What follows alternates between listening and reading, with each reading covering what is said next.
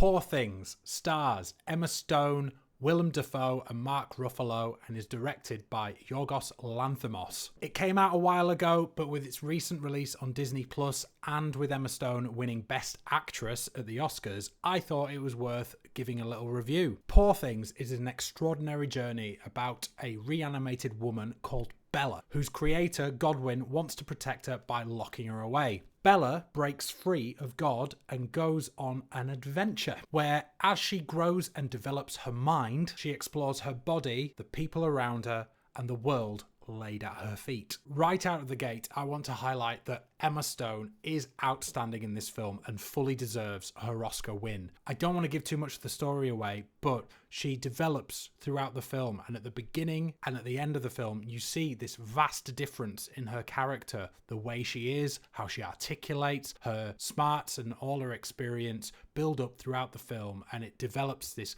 very well-rounded character, and I was intrigued throughout, right from the beginning where she just can't really do much, to the end where she is a confident woman that has had experience and understands a lot more about her world. This plays out so great. It's such an interesting story, and her meetups with other people within the story, especially Mark Ruffalo's character, is just outstanding. It's one of those films that is so quirky and different. I've never seen anything like it before in my life that has been so well crafted in its story, is humorous but also is visually dazzling and different to watch, and just engages you at every step. There is always something to see, some quirk, some oddity. What I have to praise here is Yorgos Lanthimos' ability to use different kinds of shots, different kinds of lenses, the colour palettes. He goes from black and white to colour a lot, but he uses it so well. It says so much about the visual identity and what the film is trying to say about Bella,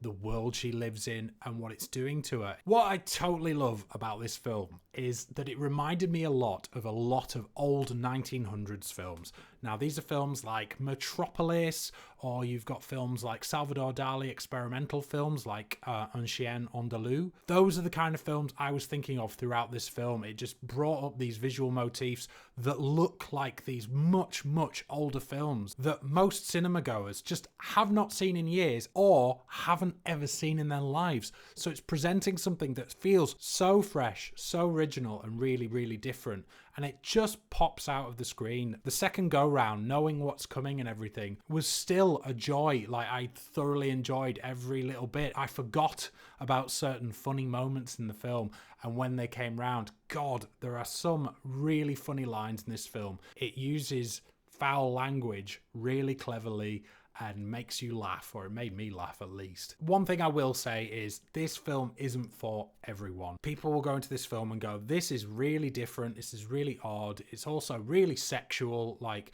Emma Stone is just on show here, and if that kind of thing with her having sex with Mark Ruffalo, if that visual does not appeal to you, then you're probably not going to enjoy this film. I found it really funny because Mark Ruffalo just plays up this character so well. He's just this womanizing man who just like has bedded so many women, and he's so full of himself and so cocksure. And Emma Stone breaks this character down so well. Her dealing with people having either feelings for her or just wanting to have sex with her, she deals with it so well, and I just love the way it deals with this in a different way because she's so naive, but she's also just wanting to live her fullest life and just try everything, like eating things until she throws up and exploring cities and just having sex a lot and all this kind of stuff. It's just like, if it's pleasurable, she wants to do it, but then she realizes, you know, she learns by making mistakes and things like that, that it doesn't always work out, and so she just throws herself into the deep end at every opportunity. And it's really fun to watch because as an adult, you watch this and just go, God, she's far out there. But then the people around her just don't know how to respond to her. It's really fun to watch. The soundtrack here is just next level as well. It's so different. It's odd. There's a dancing scene where they're dancing to some music that just sounds so bizarre, but it works in the visuals of the film. Like, the matching here of the visuals and the soundtrack are just so great. They sync up so well, and that dance scene is just mesmerizing for the moves that Emma Stone and Mark Ruffalo are throwing on the dance floor, the music that is playing, the instruments that are visualized on the stage are really weird and again reminded me of like these experimental Salvador Dali kind of films. And I just loved the style and how it affected you whilst you were watching it. Also, later in the film, they run into this woman who runs a brothel, and she's the old lady from Harry Potter who finds Harry in the tunnel when he's visited by the Death Eaters. And that aspect of the film made me laugh a bit.